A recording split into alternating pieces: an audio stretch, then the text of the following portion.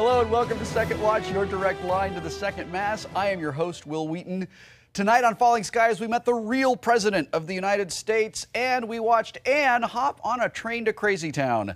Right now, we welcome Moon Bloodgood, Drew Roy, Doug Jones, and executive producer Greg Beeman to talk all about it. Let's start where we ended. All right, we've got two planes crashing.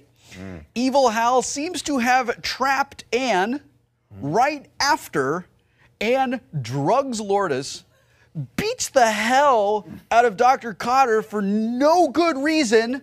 Okay, first of all, I heavily identify with him, and I don't think that was extreme and unnecessary. It was. But Anne is behaving in a way that I just don't think really can be pinned on postpartum depression. But you could say, like, it's maternal. Like when a woman's, you know. Whacking people with a wrench? Absolutely. Really? For your baby, 100%. Watch out, husbands. Yeah, seriously. So, like, I think if you work around Moon these days, have a food taster. But my question is, do you think that there's something going on with Anne, or is baby Lexi controlling her? I would say that there were little moments, subtle moments, when I would try to, you know, Anne would be wrestling with, is this in my head? Why is no one believing me? Because Anne is so level-headed. I mean, that's her deal. She's never sort of hysterical, or she's not the person who's going to go to Crazy Town. But when your baby's acting like that, it's easy to think it's postpartum. But yeah, she knows something's wrong. And at that point, when she drugs Lourdes or when she hits Dr. Kadar, she knows, like, she goes into a mode where the baby's got to survive. She's got to survive. It's not in her head. So where's she going? I never figured that one. Where am I going, by the way? What was I going? I just think she was leaving. I don't know that Anne had a plan. She just probably packed her bag and made sure she had a survival plan, but she just needed to get out. I'm sure. I never really had a backstory of where she was going. Was there, does it, because I know it doesn't really matter because Hal gets there first, but is there a place she's going? I think Anne just felt like she had to survive. Once she had that phone call from Tom saying that he wasn't coming back anytime soon, I think she felt like she wasn't protected and that the second mass wasn't going to accept this baby, that the news was going to get out. There was alien DNA in the baby, and yeah. I don't know that she had a really clear plan, but she knew that the baby wasn't safe. Yeah. Drew, I'm loving Evil Hal. Like, I love Evil Hal. I play a lot of evil guys, so I know how great and how fun that is. But I have never played a scene like you did in this episode, where you're dealing with Evil Hal in the mirror, and you are two distinctly different people. And I want you to talk about that. How did you build those guys? So we know Good Hal. You've been Good Hal for 3 years. How do you create Evil Hal and then play a scene with yourself?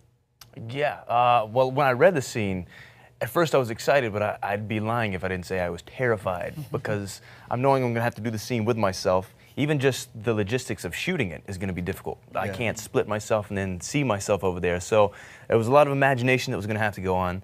But the way that I approached it was, the interesting thing about this season is that you're seeing how his legs have been literally cut out from under him. So everything that he has used to be a man, he's no longer able to use, and that's causing all these different troubles. And so he's doubting himself, and the whole reason that he's upset at this point is because he needs Tom to be able to talk to him and figure out what needs to go on, but he's gone. So he's having this moment where he's at the lowest of his lows, and so I felt like what would be a better way to just completely manipulate that character than would be somebody who is extremely confident and manipulative, and that's where the Evil Hal side came from, that he knew all his weaknesses and just was pushing each one of them.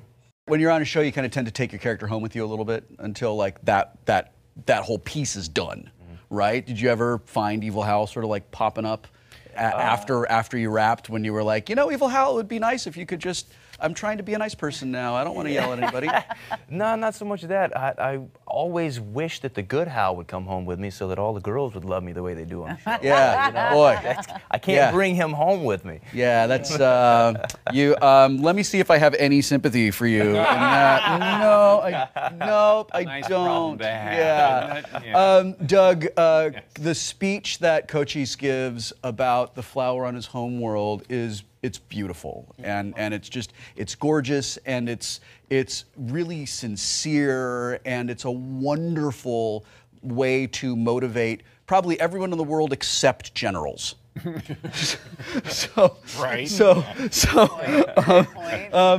How do you think this is going to play out with guys that basically speak the language of war, Right. and that's it? Right. Well, we do. Well, this was a nice turning point for the character of Cochise. You finally get to. By the way, I do play Cochise, the guy in the alien makeup. Let's establish I guess that. we probably should have told We you should say that, I suppose. Yeah. Yeah. Sorry. Looks a little different than this. Yeah. Sorry. But this is kind of a turning point for him, where you've seen him be very, very staunch, very military, very informative, and this is where you see a little piece of humanity, if you will, or as we called it, vulmanity. Yeah, right. Yeah, well, I have my own history, my own childhood, my own lack of it. Yeah. Is what you find out. I've only seen this flower I talk about in pictures, and I want to get back there one day. So that's my way of connecting with these humans. I've been around them long enough to observe their ways and their wants, and they're different than the other species we've been to save before. So I'm finding a connecting piece, and I think that's the moment where I think the president, we can earn his trust. Cochise clearly has a life before he comes on screen, right? And he has like this background and everything. How much of that did you guys work on in the writer's room? Did you give it to Doug? Have you sort of pulled that up on your own? Like, I'm curious to know, like, how collaborative is that? Is that process? I don't think that all of that was worked out ahead of time. Doug and I worked together a little bit to talk about what the character was, and you know, whether he was more of a diplomat or he was more of a warrior. And I think together we kind of realized he was really a warrior statesman. You know, he was the kind of, in human history, the kind of guy who would ride in on a horse and lead the battle, but was also able to go and talk to the heads of state. It's really wonderful. It gives it's. I imagine that if we as humans encountered some sort of sentient species that we could communicate with that wasn't quite as advanced as we are, like, how would you reach out to them? Right. And it's a very interesting way, and it shows that I think that he's really smart, and I hope that he is legitimately on our side. Right. Because if he's not, like he clearly knows how to manipulate humans. Crawl into someone's space with them, and that way you'll earn their trust. I think that's how you do it. That's how you do it. We met the actual president of the United States tonight, and I just sort of wonder, what is that going to do for the survivors in Charleston? Well, I know how it affects Tom, and how how Noah Wiley was feeling about that. I think it both gives Tom, and I think by extension the Second Mass, a sense of hope, a sense of relief, a sense that there's maybe going to be a chance to reunite the United States. So it's all good. But we have to get him to trust Cochise and the Volm and their mission, which is going to be a big project. The end of this episode gives us something that I don't think I've seen on Falling Skies before, with this huge dogfight, like this big aerial dogfight that was really sort of a nail biter. And I would love for you to talk about the process that went into making that whole sequence happen. We found that old plane, and we rolled it into a hangar, and we put blue screen around it, and it didn't move. We actually had a forklift in the back and 3 grips who were kind of able to move it about 6 inches up and down. No kidding. But really, Noah and the cast, I was sitting there going, okay, the plane goes to the left, and everyone went, oh, and then the cameraman went like this, right? So the operator moved the camera like this, and Noah went like this, and everybody went like that, and then we go, oh, okay, the plane dodges to the right. Like, if you sat on set and watched us shoot it, it looks so hokey. I can tell you. Old school. A table read, right? But this scene had to be completed. Then we were going to do the table read. Yeah. And I hear this yelling going on over from somewhere else. So I've got to go check this out. And sure enough, this plane, there are people hanging on the wings. They're yelling back and And forth. by the way, the plane is they a real can't really plane. hear each other from inside the plane. And it's about as wide as these two Little seats. thing, There was yeah. no room to work. So, and as the director, It was great. I directed this episode as well. So, like, I have to kind of imbue confidence in the cast and Yeah, the crew. yeah. But every time I'd walk around the corner, just going like, "Oh my God, this is never going to work." But I really think that literally the camera operator, the actors, and then our visual effects team pulled off, a miracle. So Yeah, I'm very it's happy with the way it phenomenal. turned out. I had no idea that it was done like that, and I'm a little relieved to know that the ability to make people look like they're falling out of their chairs has not changed since we were doing it on Star Trek in 1987. You get it right. You get it right. Yeah, right. It's just, if you only could have gotten that one guy going the wrong way, that, I love that guy. This episode was great, and it ends with such incredible tension. What is Evil Hal doing?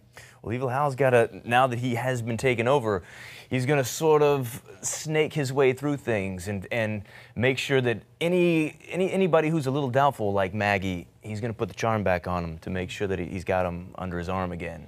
Wow. So that's, He's a bad guy. he's bad. He is a bad guy. Congratulations. Thank you. It's fun. It's fun to be that. club. Fun to be that bad guy. Before we went on air, you were telling us a really funny story about the shooting that abduction scene, and we have about a minute left. And I know that the people at home really want to know this Well, story. the So end go. of the episode is Anne is running away, and suddenly, miraculously, Hal appears, and suddenly there's a skidder and then a little harness girl who are going to capture Anne. But the little twins who played, baby Lexi, they were like 3 months old at the time, and it was like in the middle of the night, and the guy who plays our skidder is in full makeup, and he was just going like, and I'm standing there kind of watching the scene as we set it up, and everyone's acting, but there's this 3-month-old baby just looking at the skidder like, and I was going like, well, I guess she doesn't know. She just wanted her pacifier. Yeah. It looks like a dog or an elephant. It's the first time she ever saw it. I don't know what she's going to think in therapy in 20 years, but hey. She just hasn't learned to be afraid yet. I just think that's funny. hilarious. And what a weird world that we live in where that's a normal thing for a baby to say. All right, that's all the time we have for this episode. So you guys, thanks a lot for spending some time with us today. We all really appreciate it. We will be back next time to talk with Maxim Knight. And executive producer Greg Beeman will also be here. I know I'm sorry you had to find out this way. In the meantime, you can check out more trivia and take a peek behind the scenes of Falling Skies right here on TNTdrama.com. And until next time, keep the resistance strong.